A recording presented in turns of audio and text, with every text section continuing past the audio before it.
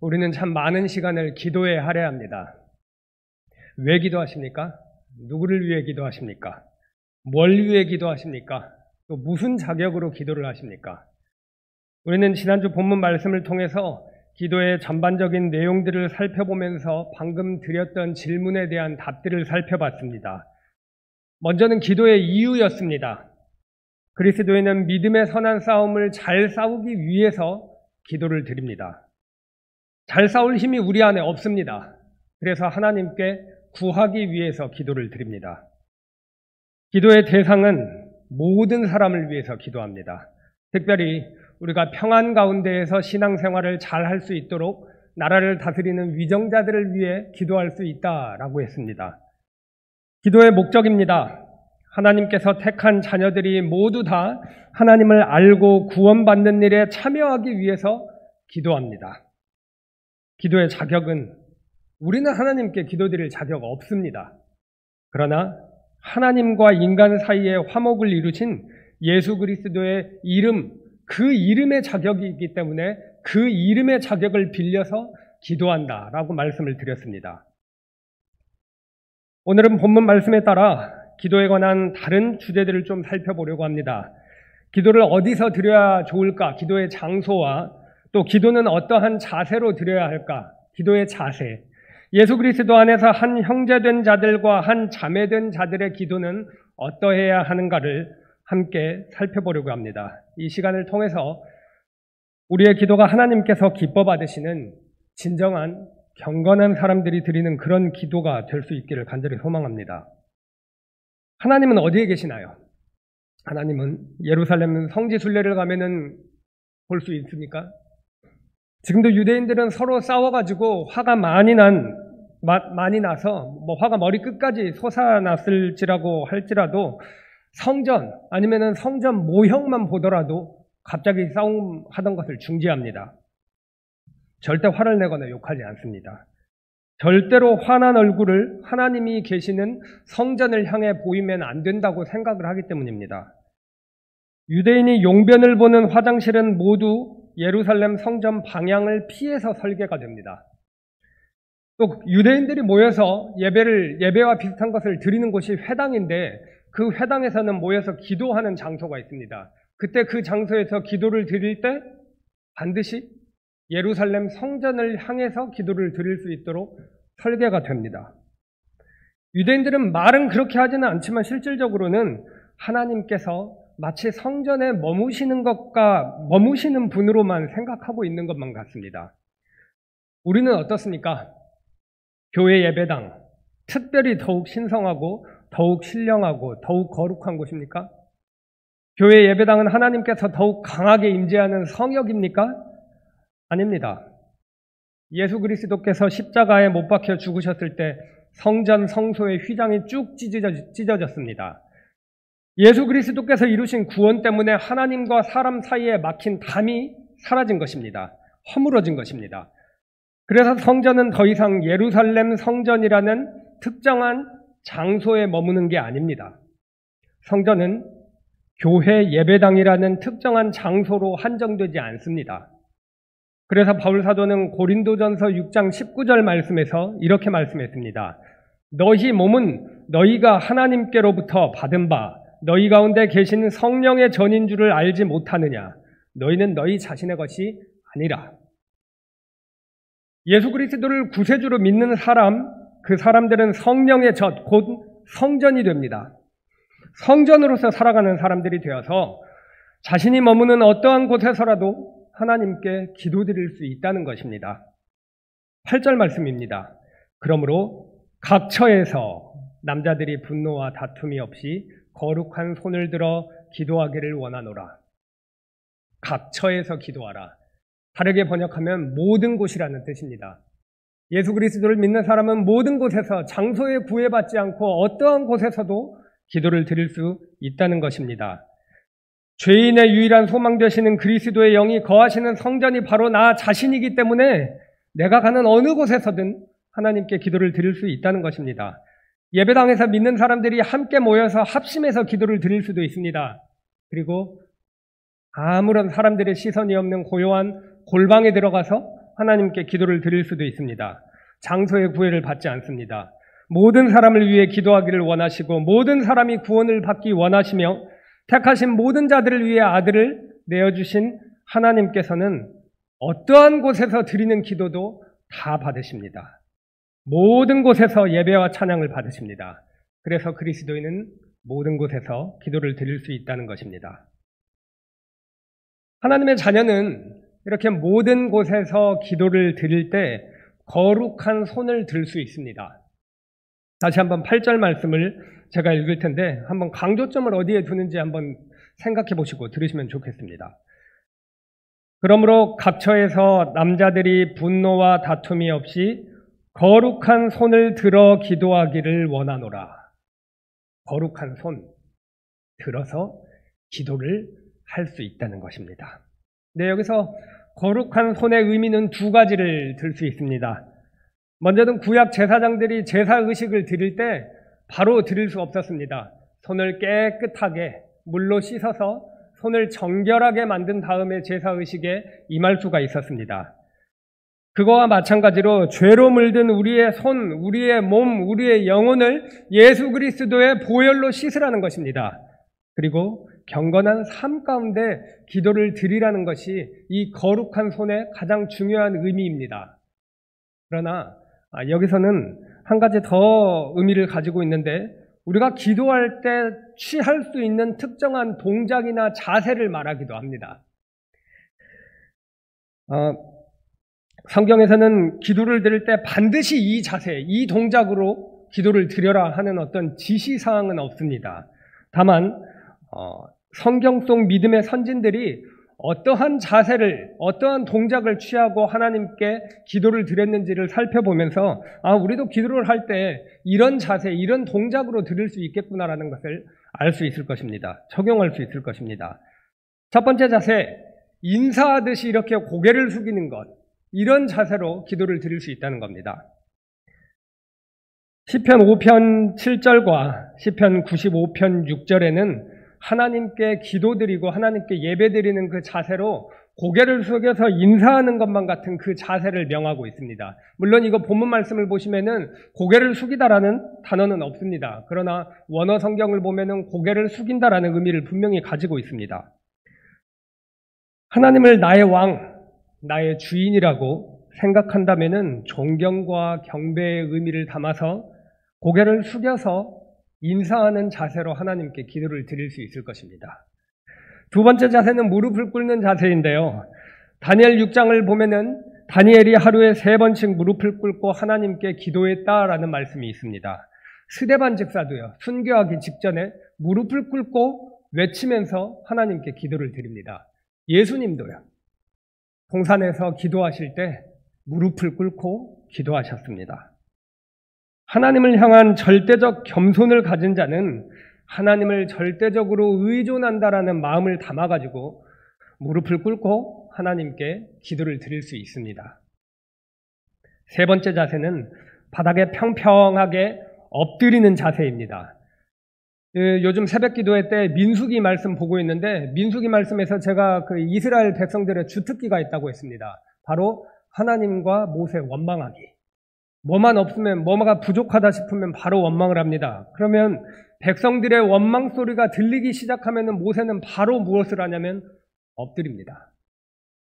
그냥 이렇게 바닥에 엎드린다는 것입니다. 평평하게 엎드려서 하나님께 기도를 드린다는 것입니다. 여호수아도, 욥도, 에스겔도 이렇게 엎드려서 기도를 드렸습니다. 인생의 고난이 있을 때 전능하신 하나님의 영광에 완전히 압도되어서 내가 마치 죽은 자같이 얼게 되었을 때 이렇게 엎드려서 기도를 드릴 수 있습니다. 네 번째 자세는 서 있는 자세입니다. 역대하 6장 3절 말씀을 보면은 성전 봉헌식에서 솔로몬은 무릎을 꿇고 기도를 드립니다. 근데 다른 백성들은 모두 일어서서 기도를 드립니다. 또 여호사밧 왕과 남유다 왕국의 백성들이 성전 앞에서 일어서서 기도를 드리는 게 써져 있습니다. 요즘은 시대가 달라졌다고 합니다. 권위의 시대가 아니라고 합니다. 요즘 권위를 내세우면 안 된다 이런 말을 많이 하고 있지만은 그런 시대라고 할지라도 군부대 원스타, 투스타, 쓰리스타가 찾아왔는데 앉아가지고 장성을 맞이하는 경우는 없습니다. 그러나 앞으로도 영원히 변하지 않을 것입니다.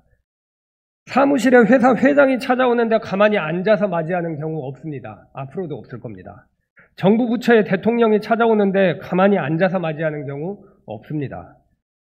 하나님께서 온 우주 만물을 다스리는 분이십니다. 창조하고 다스리시는 분. 그 위대하신 분께 기도를 드릴 때 내 두 발에 힘을 주어 일어나는 것, 가만히 앉아 있을 수 없어서 일어나는 것도 매우 자연스러운 기도의 자세 중 하나입니다. 그리고 오늘 말씀에 나온 5번째 자세는 바로 손을 드는 것입니다. 아마도 이렇게 이런 두 손을 드는 자세를 얘기하는 것 같습니다. 시편 134편 1절부터 2절 말씀처럼 제사장들은 성전에서 예배드릴 때 손을 들었습니다.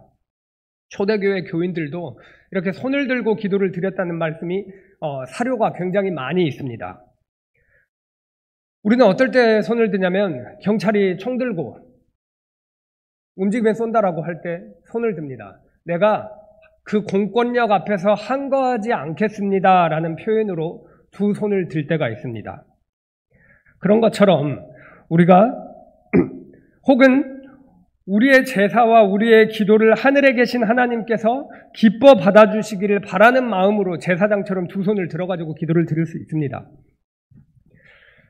이런 5가지 기도의 자세를 말씀드렸는데 평소에 혹시 선호하시는 기도의 자세가 있으신가요? 기도의 동작이 있으십니까? 어떤 기도의 자세를 갖느냐, 그런 것도 굉장히 중요할 수 있습니다. 물론 우리는 공예배 때에는 교회의 질서를 위해서 교단에서 지정한 예배 지침에 따라 자칫 요란스러워 보일 수 있는 그런 기도 자세, 예를 들어 갑자기 엎드리는 자세, 여기서 너무 은혜를 많이 받고 하나님께 압도당한 것만 같은 은혜를 받았다고 해서 갑자기 예배 드리고 있는데 앞에 나오셔가지고 엎드려서 기도를 드리는 경우는 없을 것입니다. 그런 자세는 삼가할 것입니다. 다만 우리 혼자서 골방에서 기도드릴 때는 이런 5가지 기도의 자세들을 한번 하나하나 적용해서 기도해 보는 것도 좋을 것 같습니다. 그러나 다만 언제나 보이는 자세보다 더 중요한 것은 우리의 마음, 내적인 마음과 내적인 동기가 가장 중요할 것입니다. 바리새인처럼 나를 특별히 경건한 사람으로 바라봐 주기를 바라는 마음으로, 나 이렇게 신령해 라는 마음으로 두 무릎을 꿇고 기도하는 것, 그리고 혹은 내가 특별한 영적 카리스마를 가지고 있어서 내가 은혜를 베푼다라는 식으로 두 손을 들고 기도하는 것, 이런 것은 무익하다 못해 해롭습니다. 의자에 편하게 앉아서 기도를 드리더라도 나의 왕, 나의 주인을 절대적으로 의존하고 하나님의 영광에 압도당하며 받아주시기를 바라는 경건한 마음을 하나님께서는 기뻐 받으실 것입니다. 특히 교회 안의 남자, 주 예수 그리스도 안에서 한 형제된 자들은 이러한 경건한 마음을 가지고 기도를 드려야 하는데, 구체적으로 어떻게 경건하게 기도를 드리는가라는 게 오늘 본문 8절 말씀에 담겨 있습니다. 또 강조점을 두고 제가 한번 읽겠습니다. 그러므로 각 처에서 남자들이 분노와 다툼이 없이 거룩한 손을 들어 기도하기를 원하노라. 교회 안의 형제들은 구체적으로 어떻게 경건한 마음을 담을 수 있느냐? 다툼 없이, 분쟁 없이 거룩한 손으로 하나님께 기도를 드릴 수 있다라는 것입니다. 당시 에베소 교회는 분노와 다툼이 굉장히 많은 교회였습니다. 디모데전서 1장 3절 말씀처럼요, 거짓 교사들이 와가지고 거짓 복음을 가르치는 일들이 많았습니다. 그 결과 디모데전서 6장 5절 말씀처럼 다른 교훈에 물들어서 진리는 완전히 사라져버리고 마음이 부패해진 사람들 사이에 끊임없는 다툼이 일어났습니다. 다툼이 있었으니까 분노의 참 말들이 서로 오가는 것은 당연했을 것입니다.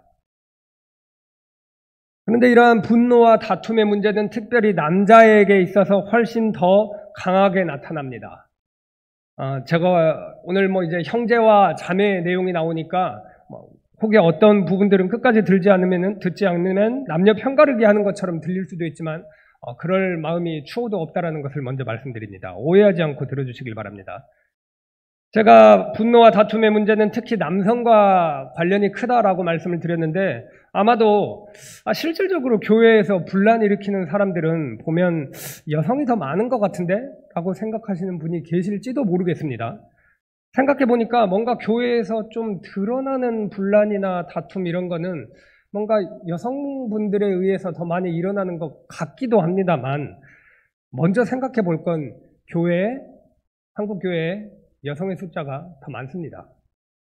그리고 여성들이 일으키는 분란의 대부분은 감정 문제가 허다합니다. 이런 겁니다. 감정적으로 뭔가 서운함을 느끼는 겁니다. 이 서운함 때문에 촉발된 감정 문제가 대부분이라는 겁니다. 이런 경우에는 진리를 해치지 않는 선에서 충분히 죄송함을 표현하고 또 충분히 공감을 표현하고 충분히 사랑을 담아 진정성 있게 대한다면은 많은 문제들이 해결되는 것을 볼 수 있습니다. 물론 자신의 잘못을 인정하고 상대방을 배려하고 사랑하는 마음이 생기는 것, 이것도 하나님의 은혜 아니면 불가능한 것이죠. 그러나 감정의 문제는 감정적 차원에서 비교적 더 쉽게 해결이 될 수 있다는 것입니다.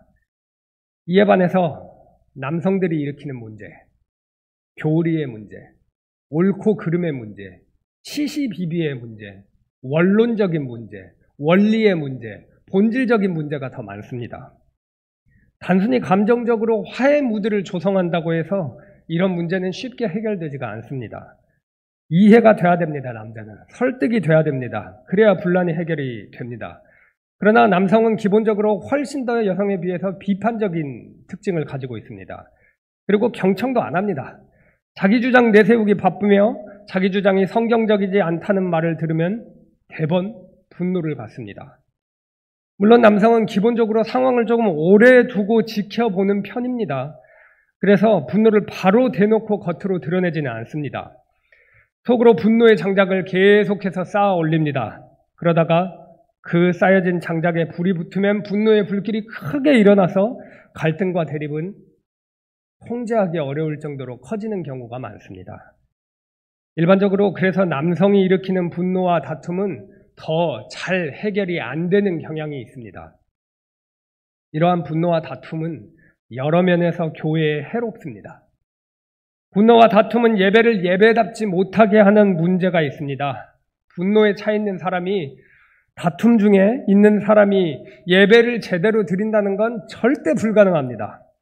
특히 분노의 대상, 내가 분노를 품고 있는 대상이 교회 안에 있다고 하면은 교회 안에서 예배 드리고 있는데 눈에 계속 기웃기웃거리고 있으면 절대 예배다운 예배 안 드려집니다. 또 분노와 다툼은 기도도 하지 못하게 만듭니다. 분노와 다툼은 기본적으로 내 생각이 맞다라는 생각을 내려놓지 못하기 때문에 분노와 다툼이 일어납니다. 사소한 것 하나하나에 내 생각이 맞다고 생각하고 내 통제대로 되어야 한다고 생각하는 사람 곁에는 늘 잡음이 많습니다. 문제가 생길 수밖에 없다는 것입니다. 이러한 분노와 다툼의 상황 속에서 머릿속은 분노, 다툼 중인 그 사람, 갈등 상황, 내 생각, 이걸로만 가득해집니다. 하나님을 향해 경건한 기도를 드려야 한다는 마음이 머릿속에 비집고 들어올 공간이 없어지는 것입니다. 기도를 해도 피상적이고 깊이 없는 기도만 드릴 뿐입니다. 영적 대적을 멸해달라는 기도도 자기 입맛에 맞게 변형하여서 이렇게 기도합니다. 누구누구가 정신 좀 차리게 해주세요 하고 기도합니다. 사실 정신 차려야 될 건 나 자신인데도 불구하고요. 분노와 다툼이 있으면 자기 부인은 사라집니다. 그래서 예수님께서는 마태복음 5장 23절부터 24절 말씀을 통해서 분쟁이 있는 경우 문제가 해결될 때까지 예배에 나오지 말라라고 말씀을 하신 겁니다. 난 문제 해결되지 않았으니 예배 자리, 기도의 자리 안 나가도 되겠네라고 핑계대라고 주신 말씀이 아닙니다. 속히 분노와 다툼을 내려놓고 자기를 부인하고 자신의 문제를 인정하고 화해하여 하나님께 기도드리고 예배드릴 수 있는 마음 상태를 회복하라고 주신 말씀입니다. 특별히 우리 교단은 성경 해석에 따라 남성만이 목사와 장로 안수를 받을 수 있습니다. 절대로 남성이 우월하거나 더 잘났거나 그래서가 아닙니다. 그저 하나님 말씀에 기록된 내용을 따라서 하나님이 어머니가 되실 수 없고 기록된 것처럼 하나님 아버지이신 것처럼 하나님께서 목사와 장로의 직분을 남성이 맡도록 말씀하셨다고 우리 교단은 그렇게 해석하고 있기 때문입니다. 남성은 교회 안에서 하나님의 말씀을 전하고 회중을 대표해서 기도를 하는 일을 하고 성례를 집행하고 당회를 통해 중요한 의사결정을 하는 등 굉장히 교회에 있어서 중요한 일들을 감당합니다. 그런데 중요한 직분이나 이런 중요한 역할은 마냥 좋은 게 절대로 아닙니다. 직분에는 무거운 책임이 따릅니다. 중직자 남성이 분노와 다툼을 가지고 예배에 참여하고 기도를 드린다면 교회의 피해는 더 막심해질 것입니다. 그 책임도 더 클 것입니다. 따라서 본문 말씀처럼 교회 안의 형제는 분노와 다툼 없이 거룩한 손을 들어야 할 것입니다. 이어서 이제 교회 안의 여자, 곧 주 예수 그리스도 안에서 한 자매된 자들의 기도에 대해서 말씀을 드리려고 하는데 이 말씀을 드리기 전에 저는 좀 두려움이 있습니다. 두려움이 몰려드는 이유가 있습니다. 이 4세기에 하나님의 말씀을 정말 하나님의 말씀답게 아름답고 풍성하게 전해서 수많은 사람들을 회심하게 만들었던 대단한 설교자가 한 분 계십니다. 그분의 이름은 요한 크리소스톰입니다. 별명이 황금의 입이었습니다. 너무나 설교가 은혜로웠기 때문입니다. 요한 크리소스톰은 당대 최고의 설교자로 여겨졌습니다. 그러나 부유하고 유명한 사람들의 생활 방식에 반대하는 설교를 한편 한 이후에 그는 유독시아 황후에게 밉보이게 되고 결국 유배지로 쫓겨나서 쓸쓸한 죽음을 맞이하게 됩니다. 요한 크리소스톰이 당시 설교했을 때 본문 말씀이 바로 지금 본문 말씀인 디모데전서 2장 8절부터 10절 말씀입니다. 남은 9절부터 10절 말씀을 제가 읽겠습니다. 또 이와 같이 여자들도 단정하게 옷을 입으며 소박함과 정절로서 자기를 단장하고 따은 머리와 금이나 진주나 값진 옷으로 하지 말고 오직 선행으로 하기를 원하노라. 이것이 하나님을 경외한다 하는 자들에게 마땅한 것이니라. 유독시아 황후가 화난 게 당연해요. 화날 수밖에 없었습니다. 왜냐하면 유독시아 황후의 삶에는 소박함과 정절과 선행은 없었습니다. 그녀의 삶에는 따은 머리와 금과 진주와 값진 옷만 가득했습니다. 이게 자신의 삶인데 자신의 삶이 잘못됐다는 설교를 들으니까 기분이 좋았겠습니까? 그래서 바로 유독시아 황후는 견딜 수가 없었던 겁니다. 듣기 싫은 메시지를 계속 전하는 사람이 있습니다. 가장 확실하게 메시지를 없앨 수 있는 방법은 뭡니까? 메시지 전하는 사람을 차단해버리면, 없애버리면 됩니다. 유독시아 황후는 권력도 있겠다. 크리소스톰을 유배지로 보내버렸던 겁니다. 지금 이 말씀은 단순히 여성들의 경건한 삶에 어떤 관련된 것, 그 경건한 삶에만 딱 국한된 것이 아닙니다. 9절의 시작은 또 이와 같이로 시작이 되고 있는데 이게 의미하는 바는 기도를 드릴 때, 공적으로 예배를 드릴 때 여성은 이래야 합니다라는 것을 지금 하나님께서 말씀하고 계시는 것입니다. 따라서 남성은 기도를 드리고 예배를 드릴 때 분노와 다툼이 없이 해야 하고 여성은 기도를 드리고 예배를 드릴 때 세속적인 가치로 과시하지 말아야 한다는 것이 오늘 본문 말씀의 핵심입니다. 이 핵심을 붙잡고 조금 더 바울 사도가 자매들에게 금한 것들을 잠시 살펴보도록 하겠습니다. 오늘날에는 손재주 좋고 사랑도 많은 엄마를 둔 딸의 상징인 따은머리. 따은머리 아무나 안 해주죠. 엄마가 굉장히 딸을 사랑하고 또 손재주도 좋아해 예쁘게 머리를 따아줄 수 있지 않겠습니까? 예. 그러나 당시에는 따은머리가 다른 의미를 가지고 있었습니다. 바울 사도 당시에 헬레니즘 사회에서 여성들은 자신의 매력과 자신의 아름다움과 자신의 가치를 드러내기 위해서 따은 머리를 장식했습니다. 그냥 머리만 따은 게 아니고요. 보석, 금, 진주, 좋은 것은 따은 머리에다가 다 장식을 했습니다. 있어 보이는 허영심을 모두 끌어모아서 따은 머리와 옷과 장신구에 담았습니다. 에베소 교회 안에 여성들 가운데는 부한 여성들도 분명히 있었습니다. 그들은 평소 습관대로 따은 머리에 금과 진주와 값진 옷을 과시하며 예배의 자리에 나왔을 겁니다. 그런데 에베소 교회 안에는 가난한 사람들도 많았습니다. 고대 사회는 지금보다 더 빈부격차가 심했습니다. 가난해서 삼시세끼 밥도 못 먹는 사람이 허다했습니다. 교회 안에도 그렇게 삼시세끼 못 먹는 사람들이 있었을 겁니다. 그 사람들이 그 여성들의 호화스러운 모습을 보면서 씁쓸함을 감출 수가 없었을 겁니다. 또 여성의 과도한 장식은 당시 매춘부의 상징이기도 했습니다. 에베소는 아르테미스 여신의 신전이 있는 도시였습니다. 신전 기둥 근처에는 여신과 특별한 연합을 선전하는 여성 영매들이 있었습니다. 근데 이 여성들에게 돈을 많이 주고 성적인 결합을 하면은 아르테미스 여신과 연합해서 세속적인 물질적인 축복을 많이 받을 수 있다라는 게 그때 당시 사람들의 생각이었습니다. 결론적으로 그 여성 영매들은 창기들이었는데 남성들을 많이 유혹해야 돈을 많이 벌 수 있기 때문에 온갖 아름다운 따은 머리와 장신구와 비싼 옷으로 치장을 했습니다. 에베소 교회 안에는 동일하게 치장하고 예배에 참석한 여성들이 있었습니다.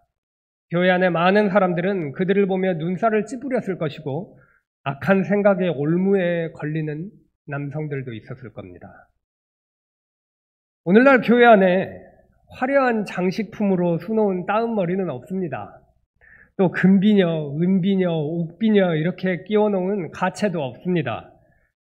그러나 세월을 받아들이지 못하는 안티에이징으로 부자연스러운 피부, 지나치게 과도한 성형으로 알아볼 수 없을 정도로 바뀐 얼굴, 소득에 맞지 않는 명품백과 명품옷, 필요 이상으로 노출이 심한 옷으로 자신의 특별함을 드러내고 싶은 마음은 오늘날 교회 안에도 있을 수 있습니다.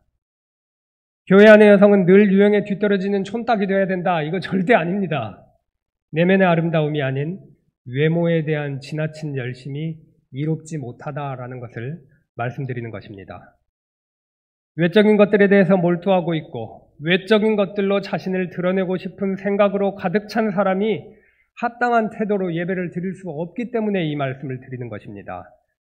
그런 마음으로 하나님께서 기뻐하시는 기도를 드릴 수 없기 때문에 말씀드리는 것입니다. 기껏해야 나오는 기도는 바로 본론부터 들어가기는 민망하니까 더 많은 선한 일을 할 수 있게라는 전제를 하나 붙이고 제게 더 많은 물질을 주시옵소서, 이 기도밖에 안 나올 것입니다. 근데 사실 이 문제는 남자들이 부추긴 면도 굉장히 큽니다. 세상의 남자들은 여자를 평가할 때 외모로 평가를 합니다. 세상 남자들, 제가 봤을 때 제 주변의 친구들도 그렇고 보면 다 여자를 평가할 때 외모로 평가를 하는 것을 봤습니다. 교회 안 다니는 친구들 말입니다. 그러나 문제는 교회 안의 남성들도 똑같이 여자를 평가할 때 외모로 평가한다는 것입니다. 교회 안에 믿음이 신실한 자매가 있습니다. 결혼 안 한 자매입니다. 자신의 소망 없는 죄인됨을 분명히 알고 예수 그리스도의 구원을 굳게 붙잡습니다. 주님께 헌신하고 정직하게 자신의 일을 하고 가난한 사람을 긍휼히 여기고 구제하고 악한 자를 돌보는데 자신을 내어놓는 그런 삶을 사는 한 자매가 있습니다. 그런데 이러한 자매에게 한 교회 안의 남성이 이야기를 합니다. 저 자매는 외모는 별로지만 주님을 정말 사랑하네. 이게 교회 안에 있는 남성들의 현 주소라는 겁니다. 하나님께서는 외모를 보지 않으시고 중심을 보시는 것처럼 경건한 남성의 눈에 여성의 외모는 큰 비중을 차지하지 않습니다. 경건한 남성은 방금 말씀드린 그 자매를 보며 이렇게 말할 것입니다. 진짜 아름다운 자매네요. 오늘은 하나님을 경외하는 형제 자매들의 기도에 대해서 살펴봤습니다. 형제님들, 이 예배 자리에, 기도의 자리에 어떤 마음으로 나오셨습니까? 분노와 다툼의 마음으로 나오셨습니까? 아니면 끝없는 자기 부인과 다른 사람을 나보다 낮게, 더 높게 여기는 마음과 차분한 마음과 평안한 마음을 가지고 이 자리에 나오셨습니까? 자매님들, 이 자리에 어떤 마음으로 나오셨습니까? 따은 머리와 금과 진주와 비싼 옷으로 나오셨습니까? 아니면 소박함과 정절과 선행으로 나오셨습니까? 본문 10절 하반절 말씀입니다. 이것이 하나님을 경외한다 하는 자들에게 마땅한 것이니라. 하나님을 경외하는 참된 신자이십니까? 살면서 뭐 때문에 수치심을 느끼십니까? 좋은 집, 좋은 차, 명품백, 명품 옷, 더 많은 물질이 없어서 비교당하는 것 같고 자존심 상하십니까? 참된 신자는 자기 부인과 평안과 소박함과 정절과 선행과 같이 마땅히 있어야 할 경건이 없을 때 수치심을 느끼고 자존심이 구겨지는 사람들입니다. 저희 모두가 마땅한 경건을 사모하고 추구하면서 하나님께 기도드리는 참된 신자, 형제, 자매 되기를 간절히 소망합니다. 기도하겠습니다.